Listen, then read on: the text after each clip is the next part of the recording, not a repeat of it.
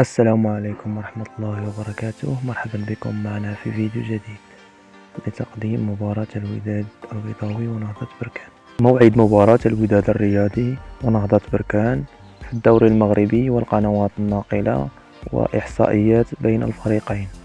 يحتل الوداد البيضاوي المركز الثاني بنقطة 38، أما بالنسبة لنهضة بركان يحتل المركز السادس برصيد 27 نقطة.